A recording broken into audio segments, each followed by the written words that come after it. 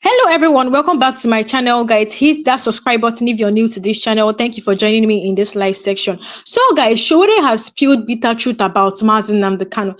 Guys, come to think of it, Sowore is the only man, like he's the only person at the front line of this Nnamdi Kanu's case. Imagine Southeast governors that are supposed to be at the front lines, they're not even talking about Nnamdi Kanu at this difficult time that Nnamdi Kanu has sacked his lawyers, or have told his lawyers to step down, let him defend himself. It's going to be very difficult. But guys, there is no move. There is no Southeast governor or Southeast political leader is talking about Mazi Nnamdi Kanu. Imagine a Yoruba man like Sowore being at the front line, talking about Mazi Nnamdi Kanu. I hope you know that despite police said he shouldn't protest, but guys, Sowore has said he must protest for Mazi Nnamdi Kanu. And now Sowore has come out, to spill the bitter truth about Kanu. I know some people will not want to hear this bitter truth, but guys, Sowore said the truth. He even compared, guys, what he said you might not even know. So that is why you have to watch this video to the end, because I'm going to play a video, so that you get the full gist of what Sowore said. So guys, he compared Kanu to Mandela. He talked about how Mandela's story was, and even in fact he compared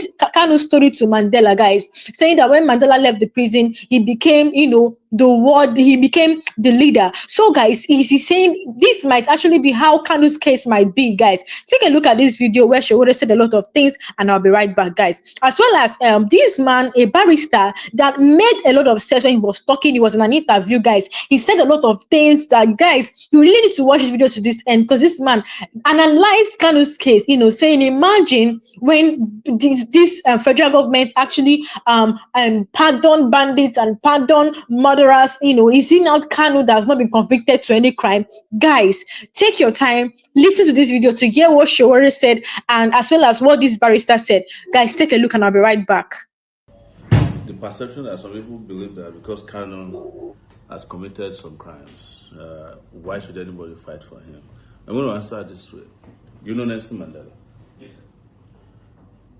He was regarded as a terrorist because he was fighting for the liberation of blacks in South Africa. In fact, Nelson Mandela's name was not removed as a terrorist until he became president of South Africa. That was when the US lifted the terrorism tag, granted him a visa, and he traveled across the world. And one of the things he said when he was visiting the US, same question was asked of him. Why is it that as a person who is freedom loving, you are supporting Cuba? Which the person said, that's a human rights violating regime, referring to Fidel Castro. He said to them, sometimes the problem with you people is that you want to choose our friends for us and you want to choose your enemies for us. That is basically what is happening in your MBA group. Some people are trying to choose your enemies for you. But the question you should ask yourself is, what is Nnamdi Kanu fighting for? Self-determination. It came out several years ago that the Igbos are tired of being treated like slaves in the country. And he wants the former Biafran region to break away as a nation state. The constitution is very clear. You can agitate for self-determination. But we don't have the position of referendum in our constitution. He started peacefully. He was going from village to village. In fact, he didn't go from village to village. He was on a radio. His only weapon was a microphone. Guess what? When he was arrested the first time, what they found on him was a microphone, not a gun. They found with Mandela a pistol. Well, with Nnamdi Kanu, they found a microphone. In fact, when they were asked to present evidence, even in the ongoing case, the evidence presented is that microphone, his underwear, top and bottom, and some of his writings. No element of terrorism was established in court. Nobody has testified that they saw him buying guns or ordering guns or ordering. They brought to court different kinds of audio messages, which was his response to when police was killing his people. When I was at Sahara Reporters, I had in my possession a video which I published at that time. I don't know if Facebook has taken. As the Nigerian army went to where IPOB people were peacefully gathering and shot them dead live. 2014, I think. They killed them right there. This was captured on tape. It was provided by Amnesty International to me. So who committed the crimes? Is it the person who started peacefully? or the government who says so. But like I started this with, this was the goal, you know. But the simplest question a lawyer asks when you go to court is evidence, right? If somebody is brought before a court on terrorism charges, and we have not been able to prove it in 4 years, there's something wrong with that process. Meanwhile, Simon Ekpa was arrested maybe last year. He has been convicted within 6 months in Finland. He may not have been as guilty as it, but he has the process of appeal. The trial was speedy, open, and in my own view, fair. What happens to Nnamdi Kanu? You just keep defending, detaining him. Even when the Court of Appeal said that he's discharged and acquitted and wrote that he should be released forthwith, you refuse to honor that court order. And you are going into NBA groups to say, why is anybody fighting? You are taking extra legal steps to violate the right of a campaigner for self-determination. We are taking extra legal steps to force your hand to respect his rights. That is the reason for my protest. And who is in a better position to know a sham trial if it's not Sowore? I've been subjected to as many as 10 of those foolish trials. I have about 3 now pending. And they are going to end up in nothing. That's why since 1992, I don't write statements in police station. They sit me down, we are reading your rights to you, because I know we are not going to trial, for which my statement will be needed. And if I'm going to trial, my statement will not count if you have made up your mind that I'm guilty as charged. So tell your NBA friends that first and foremost, we are disappointed in them. They are not even represented in court to observe the trial. The same way they did to me in 2019. The NBA cannot, the American Bar Association sends representative to all my court trials. The Nigerian Bar Association is not in court, even as a friend of the court. You should be there standing up and say, my Lord, can we guide you? This is what the law says. The judge can say, shut up. But you are there. You go to your WhatsApp groups, and you know what they do? They then divide it into Yoruba, the people that are most vocal on Nnamdi Kanu, which riles me out, these Yoruba pseudo intellectuals. Sowore, he has committed, will be sending me videos. And I tell them, I say, if you are tired of Nigeria, if Tinubu was tired of Nigeria 20 years ago and he granted an interview that Nigeria should disintegrate, why should you stop others who understand the same right? To be clear. Saturday, 25th day of October 2025. I just came out from DSSS now with some of my colleagues. Here we need to see Nnamdi Kanu. So, and as you can see, we are no longer representing him in this ongoing trial. But some other matters that for him, and which we have both in Court of Appeal, the Federal High Court, and in some other courts. So those ones we are handling for him. So he told us this afternoon that when after the sitting on Friday, he was brought back to DSSS. So reaching there, one DSSS officer attacked him. One DSSS officer attacked him. That's what he told us. So, and we said, okay, since it's like this, there's every need for him to draw attention to that incident to the court on Monday, when the matter will come up for a hearing. So you should let the court know, because we have consistently applied that he should be remanded at a correctional center where he will have an adequate time and conducive environment to prepare his defense. Now that the court went to the DSSS and attacked him, and he has been mentally tortured, he was sad, and this is somebody who wants to go and enter trial, enter defense on Monday. So just to update you people, and we have also told him what to inform the court about it. So that is the update. Thank you. God bless you. Right, so Wabuko, what's your reaction to kind of sacking his legal team led by Kanu Agabi and saying he's going to defend himself? How did you feel seeing him stand there in the dock and speak? How did you feel? Did you feel it was a passionate moment? Did you feel sorry for him? Did you feel that this man is like no other? How did you feel? Well, I don't feel sorry for him. Nnamdi Kanu has always been bold. He's a man that cannot be intimidated. That's the fact. He's a man that has been offered presumably all kinds of gratifications to drop the bid, and he has refused to do that. So I don't think he's somebody to be pitied. I think he knows what he's doing, though I didn't actually expect him to sack his legal counsel at this point of the trial. I expected him to have, in fact, for me, I think he needs more counsel now than what he did. I'm not shocked. I know that he has the capability of defending himself, and he has the constitutional right of defending himself. We have been asking why. Why? The previous analyst said that maybe he did that because of financial reasons. Maybe there's a financial undertone that some of these SANs charge a lot. But I don't think I agree. I think he's been engaging them for a long time. I mean, it's just like finally the tortoise is about to come out of the well and is suddenly crying. I'm just saying, it just seems like ill-timed if it's about financial decisions. I don't know.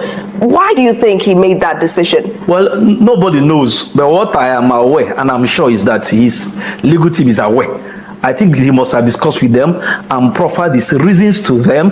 That's what I think. I don't think finance is a factor here. I don't think that the lawyers were overcharging him and then he had to lay them off. No, I am very sure that some of them are even doing it pro bono. I can vouch that some of the lawyers are doing it pro bono. A lot of people believe in his cause. A lot of people believe that he has a right to his freedom and liberty. So I don't think it's about money. I think he has his personal reasons, which he has not told anybody besides his legal team. I think they discussed and agreed. Whatever he will do today or subsequent days, I think he's in concert with his legal team. I think that they are still working from the background. You may not see them in Kobe then. I think they're still working with him. Nnamdi Kanu would justifiably feel that he has been oppressed by the system. He has been held in custody, going through so much. You know what it means to be in a room and someone says you can't get out?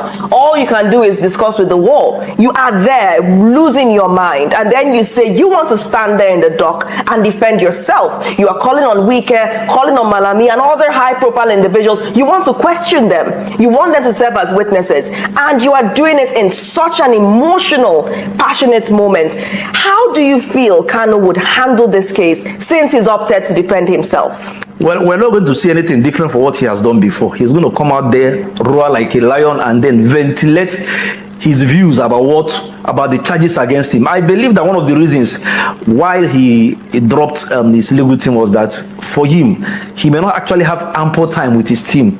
I don't think they gave the lawyers enough access to him, so he will be he complained about that. Yeah, so if you are not giving him access to his lawyers, then more or less like the lawyers may not actually do much for him if he doesn't have unfettered access to legal representation, because some of them will go and DSS will not allow them to access him. Sometimes if he wants to be interviewed by his lawyers, there will be cameras everywhere. So how would they prepare him for the case? So I think he believes that if you can't allow me to access my lawyers, then I wouldn't need them. So let the bullets come, I will take them by myself. I think that might be the reason why he's doing what he's doing. How strategic is this new norm, for him? By the way, how strategic is it? And the merits of self-representation in a high-profile criminal case such as his. Like I said earlier on, if he's not allowed unfettered access to his lawyers, it's as good as the lawyers who doesn't need to be in court. So it will still be people who are representing him. They are not allowed to prep him for the case. So it's as good as they are not needed in the court. So strategically, well, I think he will do his best. I think he's well knowledgeable. I think he has a lot of facts and knowledge. He knows the law. See, this time around, it's not about the law, it's about the facts of the case. Because the charge against him, there's a legal aspect to it, and there's also a factual aspect to it. That's right. The fact is that he did commit acts of terror. That's the fact. Now, if you establish that he committed acts of terror, then the law will now be applied to him. So from that doc, he's not going to give you legal postulations or legal views. He will give you evidence about the facts. So where lawyers are needed is to guide him so that he doesn't, skid off. But what has to do with the facts? What is there to do during this examination in chief is to reel out what actually happened. There is a charge against him that he committed acts of terror. So what he will do is that he will tell his own story about what he did and what he did not do. So for him, he feels that he doesn't actually need a legal counsel this time around. For him to dock these weaknesses like high-profile individuals in Nigeria, by the way, how do you think this is going to pan out? And as I stated, we've been asking that question: are they going to respond and come and defend themselves? But definitely, it was stated that yes, once you're being called upon, you have to come to the law court and defend yourself. So how do you see this panning out? Him naming these high-profile individuals as witnesses. First, I think he named them to establish that he is not a terrorist, right? So these are people who are somewhat connected to his maybe illegal rendition, who are connected to several acts. People like the one of Imo State that was reported to say that the acts of terror in the state were not perpetrated by IPOB. So I think he picked some people who he feels that they will actually make his case better. Now, as regards to whether they will come, there are witnesses that are competent and compellable. When you have to do witnesses, you look about competence and compellability. So issue of subpoena is an order of court to produce them. Now, whoever is subpoenaed to come and give evidence also has a right to file an application in court, telling the court that I don't have any connection to this case. These people, so that he's called, they are not there to basically pour sand in his case. They are there to probably say some things that could make a better case for him. Do you see that happening? You talked about Hope Uzodinma now that has once dissociated the issues in the state from IPOB, right? Yes. So that's on one side. What about the FCT minister? Would he make Nnamdi Kanu's case better for him? Actually, I don't think any of them will make his case better. But then in law, there's what we call a hostile witness. A hostile witness is when your witness turns against you. So if they come to court, they are now Nnamdi Kanu's witnesses. Now, if they give evidence contrary to evidence that will support Nnamdi Kanu's bid, what Nnamdi Kanu will do is to declare them hostile witnesses and put questions to them. He will not have the right of cross-examining his own witnesses. So what he's trying to do, he's trying to play a strategic, a master stroke by getting them to come to court. Definitely they will not give evidence in his favor. He will not declare them as hostile witnesses to be able to ask them some questions, which will make them to give some things that will extricate him. Barrister Wabuko, I have to say this on live TV. You are too wise. What did it mean for Mazi Nnamdi Kanu, after so many years in custody, for Mazi Kanu to stand there in the dock on his own?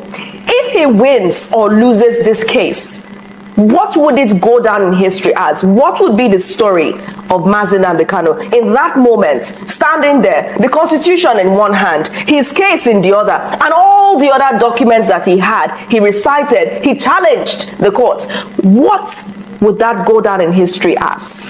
Well, actually, I think that has shown somebody who is bold enough to stand for what he believes in, bold enough to stand against all odds. What it means that you are facing a terror charge and then you are not cowering in fear. Because actually what people expected him to do is to go for settlement. And he's saying, I'm not settling. He's simply saying, I didn't do this.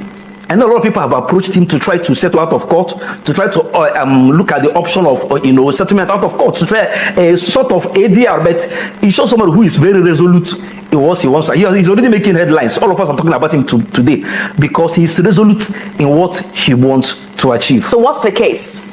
What are the key issues in Mazi Kanu's case? We're seeing him in court. We're talking about what the court is doing, what police is doing.